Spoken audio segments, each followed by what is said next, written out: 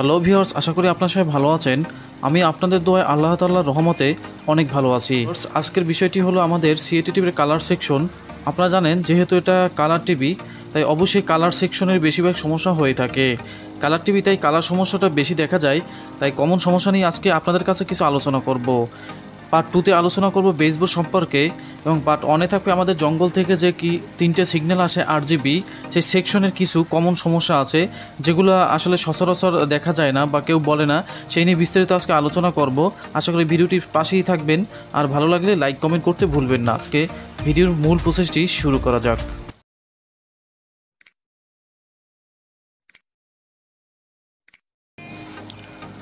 তো ভিউয়ার্স, ফিরে আসলাম মূল ভিডিওটির অংশে। তো আপনারা জানেন যে আমাদের এখানে দেখতে পাচ্ছেন বেসবোর্ড। তো কালার সমস্যা হলে আমরা বেশিরভাগই কিন্তু বেসবোর্ডটা দেখে থাকি, কারণ অনেক ভাইরা আছেন তো বেসবোর্ডটা দেখেন। তো বেসবোর্ডটা না দেখলে, বেসবোর্ডটা দেখার পর যদি সমস্যার সমাধান না হয়, তাহলে আমরা মনে করি যে হয়তো পিকচার টিপ সমস্যা। কিন্তু এখানে যে আমাদের একটি দেখতে পাচ্ছেন জঙ্গল থেকে, এই যে আমাদের জঙ্গল থেকে এখানে কিন্তু RGB সেকশন যায়। এই যে RGB 3টে সিগন্যাল আছে এবং আমাদের এখানে 3 ভোল্ট আছে। এগুলো আমাদের দেখতে হবে, যেটা আমাদের এই যে দেখেন একটি বেসবোর্ডে আসছে। তো এগুলো আমাদের দেখতে হবে যদি আমাদের বেসবোর্ডে যদি সমস্যা না পাই। তো কিছু কমন সমস্যা আছে বেসবোর্ডের এই ট্রানজিস্টর নিয়ে। 3টি RGBর জন্য 3টি ট্রানজিস্টর রয়েছে এবং 3টির জন্য 3টি রেজিস্ট্যান্স রয়েছে, আর 3টির জন্য 3টি ছোট ছোট আবার ট্রানজিস্টর রয়েছে। এগুলোর জন্য সমস্যা হতে পারে। আর 3টির জন্য আবার 3টি ছোট ছোট আমাদের এখানে যে দেখতে পাচ্ছেন 3টি জেনার ডায়োড রয়েছে ছোট ছোট। তো 3টে ট্রানজিস্টর পাশেই এই যে পিছন দিকে দেখতে পাচ্ছেন। তো এগুলো আসলে সমস্যা হলে, এগুলো অনেক সময় সমস্যা হয়ে যায়। সমস্যা হলে আমরা সমাধান করতে পারি না, তখন একটি অন্য সমস্যায় পড়ে যাই আমরা। আমাদের একটি চিন্তা বেড়ে যায় যদি আমাদের এই সমস্যাটি সমাধান না হয়। তো এখানে আপনারা দেখার পর যদি সমস্যার সমাধান না পান, এই পার্টটি নিয়ে আসবো দ্বিতীয় পার্টে। তো এটি যদি সমস্যার সমাধান না পান, তাহলে আমাদের দেখতে পাচ্ছেন এই যে জঙ্গলের যে সেকশন থেকে, এখান থেকে আমাদের সিগন্যাল আসে। তো একটু জুম করে দেখাই।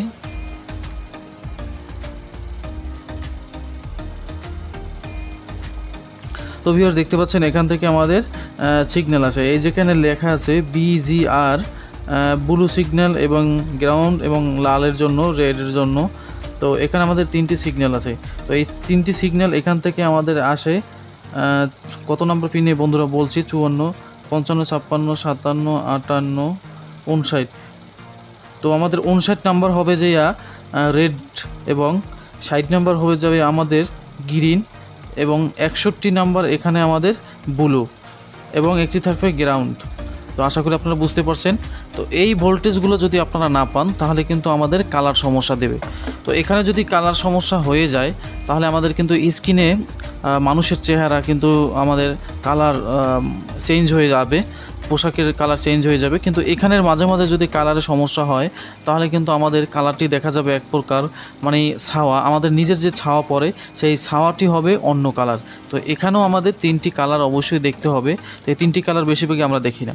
অনেক সময় আমাদের এখানে যে দেখতে পাচ্ছেন যে আমাদের জঙ্গল আইসি, তো জঙ্গল আইসি থেকে যদি আমাদের ভোল্টেজ যদি এখানে যদি আমাদের অতিরিক্ত আসে অথবা যদি ড্রপ হয়ে যায়, তাহলে কিন্তু আমাদের জঙ্গল আইসি দায়ী। তো অনেক সময় দেখা যায় এখানে যে দেখছেন RGBর যে ট্রানজিস্টর রয়েছে আমাদের 3টি, এই ট্রানজিস্টর 3টিতে যদি সমস্যা হয় বা এই বেস থেকে যদি ফল্ট হয়, তাহলে কিন্তু আমাদের এখানে কিন্তু ভোল্টেজ বসে যাবে।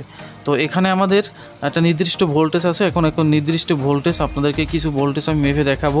আশা করি ভিডিওটির সাথেই।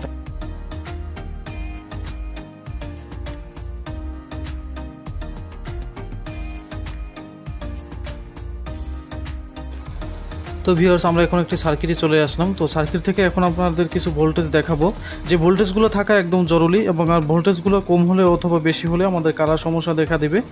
তো কালার সমস্যা হলে আপনারা বেসবোর্ড অনেক সময় দেখে থাকেন। তো এটা পাশাপাশি আপনারা জঙ্গল থেকে যে ভোল্টেজ সেটা দেখবেন।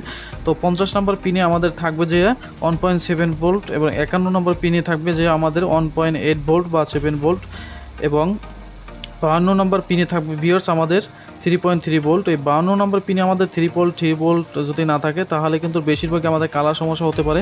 আর 52 নম্বর পিনটাই আমাদের বেশিরভাগ ফল্ট হয়। কেমন ফল্ট হয়, যেমন আমি বলছি সামনে। তো এরপর দেখেন 3.3 ভোল্ট। এরপর আছে আমাদের একটি গ্রাউন্ড, অবশ্যই একটি গ্রাউন্ড থাকবে, যেহেতু আমাদের একটি যে কোনো একটি পার্টস চলতে গেলে আমাদের গ্রাউন্ডের প্রয়োজন আছে। তো এখানে দেখতে পাচ্ছেন আমরা এখানে 1টি 2টি 3টি 4টি 5টা কানেক্টর আছে। তো 5টা কানেক্টরের ভিতরে একটি গ্রাউন্ড থাকবে এবং পরেরটি থাকবে আর থাকবে আর এবং জি থাকবে এবং ব্লু থাকবে। তো এই ব্লু কালারটা ভিউয়ার্স, এই যে RGB এই ব্লু কালারটা 3.3 ভোল্ট থাকবে। তো এই যে 3.3 ভোল্টের জায়গায় যদি আমাদের বেশি হয়ে যায় তাহলে কিন্তু আমাদের কালার সমস্যা দেবে। কেন বেশি হয়? কারণ এখান থেকে আমাদের জঙ্গলে যদি আইসিতে ফল্ট হয় তাহলে আমাদের ভোল্টেজ বেড়ে যেতে পারে এবং আইসি যদি শর্ট হয় তাহলে আমাদের ভোল্টেজটি এখানে কিন্তু বসে যেতে পারে। এগুলো আপনারা দেখে নেবেন। আর এই 3.3 ভোল্ট এই ভোল্টেজটাই বেশিরভাগ বসে যায়। আর একদম শেষে একটি ভোল্টেজ থাকবে, এটা হলো 8 ভোল্ট। দেখতে পাচ্ছেন এই হলো আমাদের 5টি কানেক্টর।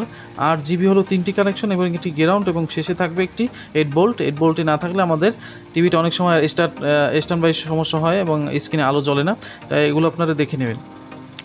আর যে বিষয় একটি হলো আমাদের বেসবোর্ড। তো বেসবোর্ড থেকে যদি আমাদের ট্যান্ডেস্টার যদি ফল করে, বেসবোর্ড থেকে যদি একটি কম্পোনেন্ট যদি মিস করে অথবা আমাদের বেসবোর্ডে একটি রেজিস্ট্যান্সের যদি ভ্যালু নষ্ট হয়ে যায়, সেক্ষেত্রে কিন্তু এখানে যে আমাদের RGB সেকশনে কিন্তু আমাদের প্রভাব পড়তে পারে। কারণ বেসবোর্ডে যদি সমস্যা হয় আমাদের এখানে RGB প্রভাব পড়বে। সেক্ষেত্রে কিন্তু আপনারা অনেকেই মনে করেন যে এখানে আমাদের সমস্যা আছে কিনা।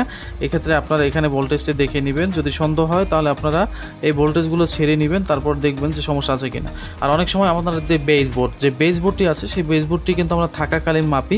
আপনারা বেসবোর্ডটি খুলে নেবেন, খুলে তারপর আপনারা মাপবেন, তাহলে আপনারা সঠিক মাপ পাবেন। কারণ অনেক সময় বেসবোর্ডে যদি ফল্ট হয়ে থাকে তাহলে কিন্তু এখানে ভোল্টেজের একটু পার্থক্য পাবেন। তখন কিন্তু বেসবোর্ডটা খুললে এই সঠিক ভোল্টেজটা পাবেন, আর তখনই বুঝবেন যে বেসবোর্ডে সমস্যা নাকি এখানে সমস্যা। তো এইটা নিয়ে আজকে আলোচনা করলাম। আবারও বলি, আমাদের কিন্তু এখানে জঙ্গল থেকে ফল্ট হলে কিন্তু এখানে ভোল্টেজ বসে যাবে। আবার এই জঙ্গলের জন্য আমাদের এখানে ভোল্টেজ বেশি কম হতে পারে, বেসবোর্ডের জন্য বেশি কম হতে পারে। তো বেসবোর্ডের জন্য আমাদের এখানে যে ফল্ট হতে পারে সেটি নিয়ে বিস্তারিত পার্ট 2তে আলোচনা করব। তো আজকে এই পর্যন্তই আলোচনা করলাম। তো ভিউয়ার্স, যদি ভিডিওটি ভালো লাগে অবশ্যই লাইক কমেন্ট করতে ভুলবেন না। আর ইতিমধ্যে যারা আমার চ্যানেলটি সাবস্ক্রাইব করেছেন অসংখ্য ধন্যবাদ। এখনও যারা আমার চ্যানেলটি সাবস্ক্রাইব করেন নাই, নিত্য নতুন ভিডিও পেতে অবশ্যই আমার চ্যানেলটি পাশে থাকুন, বেশি বেশি উৎসাহ দিন। কারণ আপনারা জানেন যে প্রতিনিয়ত কিন্তু আমি ভিডিও আপলোড করে থাকি। তো কালকে ভিডিও আপলোড করা হয় নাই, আমি খুবই ব্যস্ত ছিলাম। তো ভিউয়ার্স, সামনে আবার LED টিভি এবং CRT টিভির নতুন নতুন পর্ব আসবে, তাই অবশ্যই আমাকে বেশি বেশি উৎসাহ দেয়। আর কোন ধরনের ভিডিও চান সেগুলো আপনারা অবশ্যই মতামত জানাবেন, আর আপনাদের মতামত অনুসারে ভিডিও তৈরি করা হবে। তো যতটুকু পারি আপনাদের জন্য ভিডিও তৈরি করে অনেকের কমেন্টের উত্তর আমি দিয়ে থাকি। তো সবার অনুরোধে ভিডিও দেওয়া হয় না, তবে চেষ্টা করব। তো আজকে এই পর্যন্তই, আর দেখাবো অন্য একটা ভিডিওতে। আর এই যে আমরা যে আইসিটি এতক্ষণ যে দেখলাম এটি হলো 8873। তো 8873-এর আর 8895 আর 8893 এগুলোর সেম কাজ। তো একটা যদি আপনারা পারেন তাহলে অন্যগুলো আপনারা পারবেন। ধন্যবাদ বন্ধুরা কষ্ট করে ভিডিওটি দেখার জন্য। ভালো থাকবেন। আসসালামু আলাইকুম।